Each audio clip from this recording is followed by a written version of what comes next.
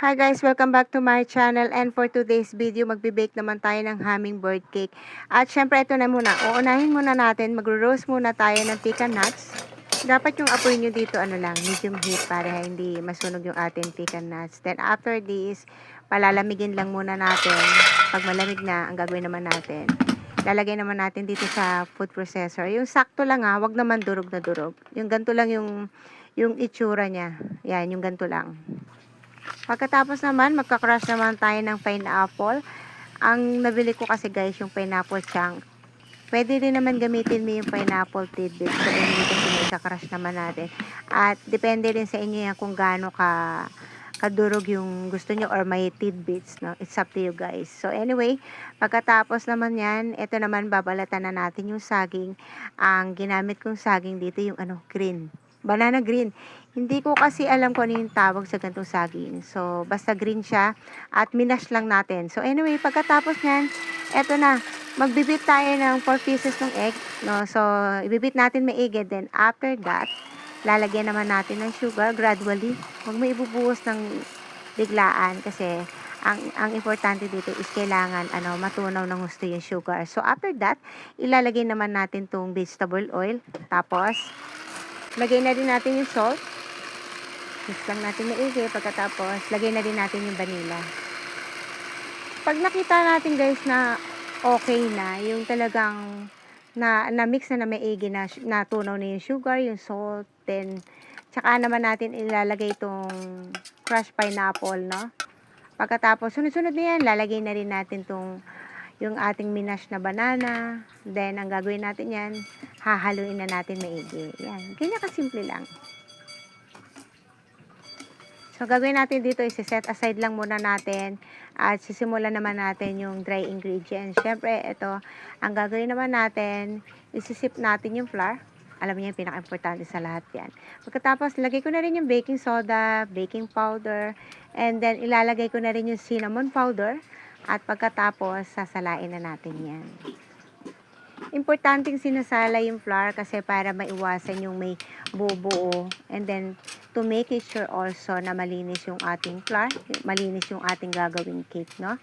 So kailangan talaga sasalain niyo yung arena nyo. So anyway, pagkatapos nyan, ito naman yung gagawin natin.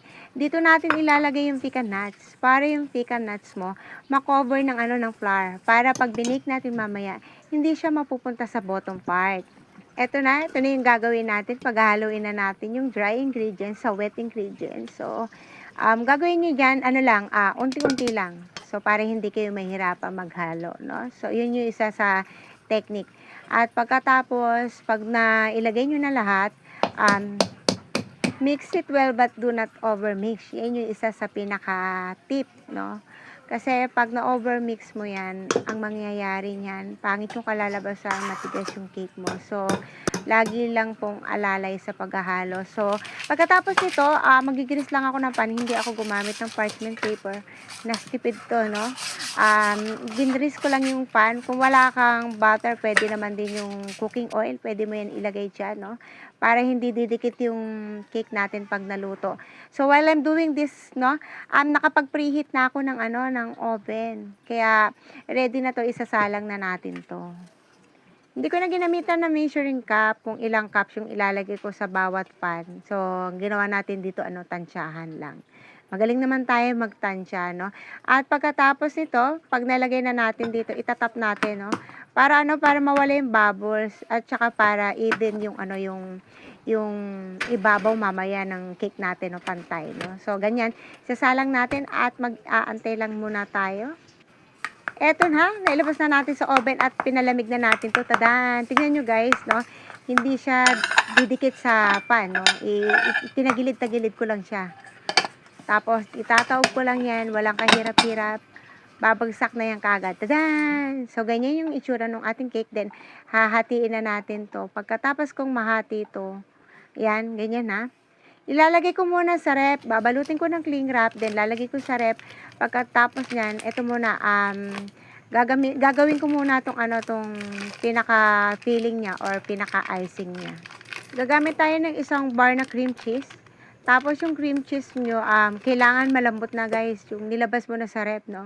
para hindi mahirap i-mix or haluin. Kaya kailangan importanteng malambot na. Pati yung butter mo kailangan malambot na. Siyempre para madaling haluin kasi 'pag matigas 'yan mahihirapan yung mixer mo baka masira pa. So ganyan na yung itsura pagkatapos ito na lalagyan natin ng powdered sugar. Yung powdered sugar niyo ang gagawin niyo rin dun ano niyo, isisip niyo sasalain niyo. Kasi minsan merong buo-buo 'di ba? Kaya importanteng sasalain mo yung powdered sugar para maganda naman, wala kang makakaing buo-buo. Tapos inalo ko lang konti ng rubber scraper bago ko ginamitan ng mixer. Tapos, lalagyan natin ng vanilla essence. Optional only, no? It's up to you guys kung gusto mo lagyan or hindi. Pero ako, nilagyan ko ng vanilla para, syempre, para may flavor ng vanilla, no? Pag kinain mo siya, yung feeling niya, malalasahan mo pa rin yung vanilla at maaamoy mo. So, eto na guys, yung ating cake. Na ano na to, kumbaga, nasa condition na, kumbaga, no? At pagkatapos, simple lang naman. Lalagyan lang natin ng filling, no? Papalamanan lang natin ng cream cheese. Tapos, lalagyan natin ng pecan nuts. At bago pa po ako matapos, magte-thank you po muna ako sa inyong lahat. As always, maraming salamat po sa matyaga niyong panonood sa aking video. At kung bago ka sa channel ko, baka naman po, please don't forget to like and subscribe. And of course, don't forget to click the notification bell for new updates. Sa mga naka-follow din po sa YT ko, no? Medyo siguro nagtataka kayo bakit ang tagal ko mag-share ng video, mag-upload. Kasi po, talagang na-busy ako this past few months kasi po nagbukas po ako ng aking sari-sari store kaya talagang na-busy po tayo this past few months. So that's it guys. Ito na yung ating hummingbird cake. I-try nyo po to kasi napakadaling gawin at sigurado po talagang masarap, no? So that's it guys. I hope nag-enjoy kayo sa aking video for today at sana po abangan nyo pa po ko sa mga videos na i-share ko sa inyo. Maraming salamat po. God bless everyone. Thank you for watching. Bye!